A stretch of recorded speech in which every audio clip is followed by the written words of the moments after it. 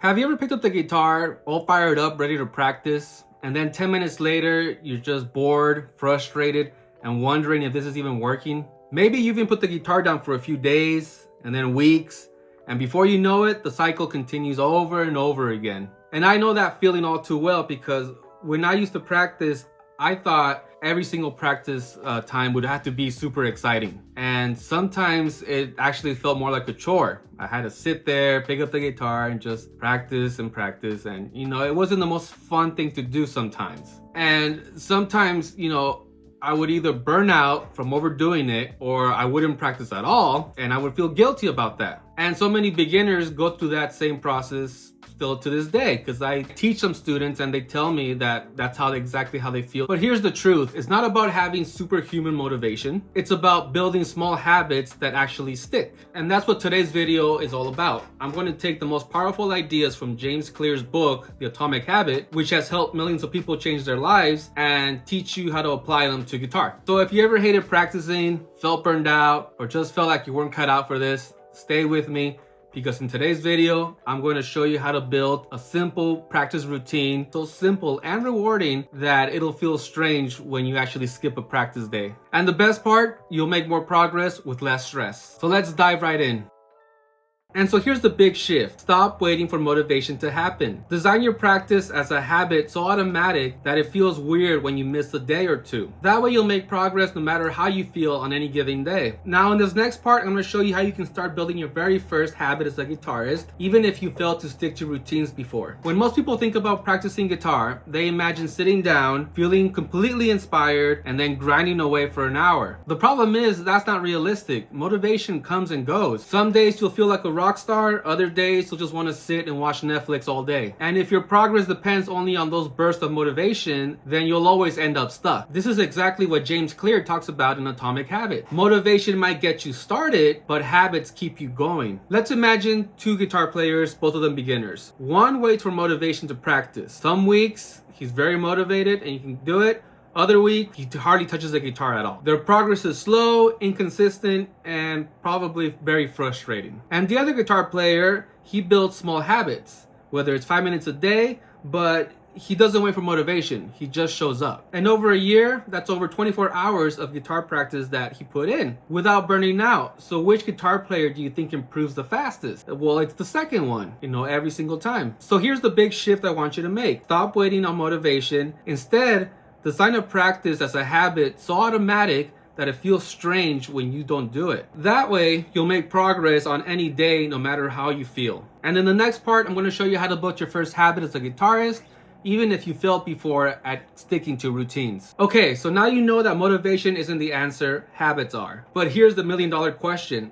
How do you get started? This is where James Clear's 2-minute rule comes into play, and it's a game changer for guitar practice. The 2-minute rule says, when you start a new habit, make it so easy it takes less than 2 minutes to do.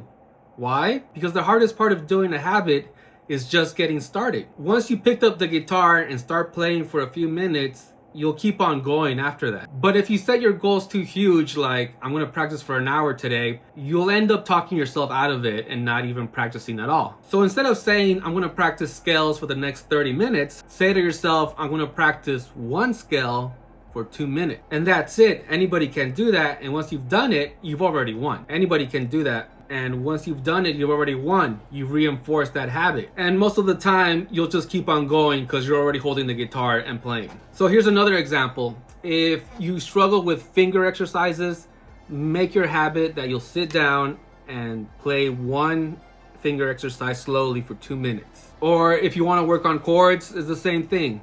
I'm going to practice this chord for 2 minutes. And it sounds kind of, silly, just 2 minutes, but it does build the habit. And over time, you build up that practice time and you'll notice the progress you've made. Think of it as like, I guess stocks in a way. You invest in stocks, slowly it starts to grow. Or you plant a tree, it grows very slowly. But over time, that tree's gonna get really big and strong. And that's also what you can do with your practice. You start with 2 minutes, you develop that habit, eventually 2 minutes will feel like nothing, and you'll keep on growing from there and from there. Eventually an hour will feel like nothing, and you're gonna be so much comfortable playing for an hour sitting down there practicing, and you'll see your progress grow and grow stronger like that tree. So here's your challenge. Start small, choose either you want to practice scales, chords, whatever, but stick to 2 minutes only and gradually build upon that. Start simple, and from there you'll grow into more complex techniques and song structures. So here's the thing, habits don't just happen in a vacuum. Your environment, what you see, what's around you, all of that matters and has a massive impact on whether you will practice guitar or not. James Clear says, you don't rise to the level of your goals, you fall to the level of your systems. And your environment is part of that system. So think about it, if you're trying to practice guitar, but your guitar is tucked under your bed or it's in the closet hidden away, the chances of you practicing guitar are very small, because that extra step of you having to go under your bed or open your closet and take it out of the case, it can really demotivate you, because you'll just see that as an extra struggle.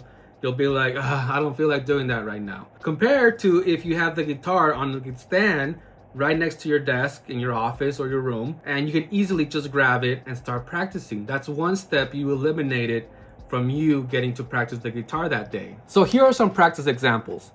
Leave your guitar on the stand where you spend the most time. Keep your picks and tuner on your desk or next to the guitar so there's no friction when you want to play. Or if you're practicing with backing tracks or a metronome, keep your phone or tablet charged and ready so it doesn't become an excuse. You could even set up a little practice corner in your room that feels inviting, so every time you see it, you feel drawn to sit down and play. So don't just think about willpower, set up your environment so that practicing comes easy to you without any extra hurdles that you have to jump to start practicing. So we've set up the environment that would make it easy for us to pick up the guitar and to get to practice. But here's the bigger question. How do you actually enjoy practicing? Because if your practice still feels like a boring chore, you'll avoid it no matter how good your environment is. This is where James Clear's ideas on identity and reward come into play, and trust me, it is a game changer. And most people say, I want to learn guitar, but that's just the goal. Instead, think, even if you're a beginner, that you are a guitarist. Because every time you sit to practice, you're casting a vote into that identity. When you think yourself as a guitarist, practice stops being a chore. It becomes who you are. But identity isn't enough. You also need a reward system. Here's how it works. When you practice, your brain needs some type of immediate payoff. Something that tells it this was worth it. If all you focus on is, someday I'll be good, your brain gets tired of waiting and waiting. Instead, add small rewards along the way. So here's some example rewards that you can do. After practice, record a quick 30-second clip and notice how you sound better each week. That's instant progress you can see. Use a practice tracker or journal where you check off each day. That little check mark is surprisingly satisfying. Treat yourself. After finishing your 10-minute session, reward yourself with a favorite snack, a coffee, or just some guilt-free scrolling. Even saying out loud, nice work, I showed up today, can give your brain that hit of positive reinforcement. Think about a video game. If it actually took you 10 hours to get a reward from playing that video game, you wouldn't really stick to it. But games hook you by giving you little rewards along every single level, whether it's some coins, some upgrade and status, or whatever it might be. These little rewards keep you hooked for you to keep on playing the game from start all the way to the end of it. And all of this makes the game feel extremely fun. And the same thing applies here to practicing guitar. You want to reward yourself along the way so that your brain goes, that was fun, I want to do some more of that. And you'll keep on practicing and keep on improving. So here's the big shift. Don't just practice to get better someday. Practice because you're building your identity as a guitarist today, and reward yourself along the way for every little small win. That's how you avoid burning out and actually looking forward for your next practice session. We've talked about setting your environment and starting small and setting your identity and a reward system for yourself. But how do we set it up so that we can practice long term? So here are a few systems you can set up today. Habit stacking. Attach guitar practice to something you already do. For example, after dinner, I'll pick up my guitar for 10 minutes. It removes decision fatigue. Accountability. Tell a friend to join an online community or even comment your practice goal under this video. When others know, you're more likely to show up. Track your wins. Keep a notebook or use an app where you record what you practiced. Over time, you'll see a trail of progress that keeps you motivated. Adjust, don't quit. If you miss a day or a week, don't start over, just keep going. James Clear calls this avoiding the all or nothing trap.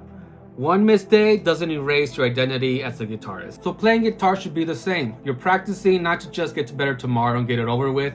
You're practicing to become a guitarist that can play this throughout the whole year. So here's your challenge. Don't focus on some future giant big goal. Instead, focus on something small that you can do today. Because if you have a system where it doesn't lead you to that room or that location where the guitar is at, you're less likely to divert from your system and go practice the guitar. So if this video helped you, hit that like button and share this video with a friend that's learning guitar. And if you want more tips like this, please make sure to subscribe because I got more of them coming up in the future to help you not only with your practice, but to help you with your journey to become a better musician. My name is Alex. I love you. Take care, and I'll see you. Bye-bye.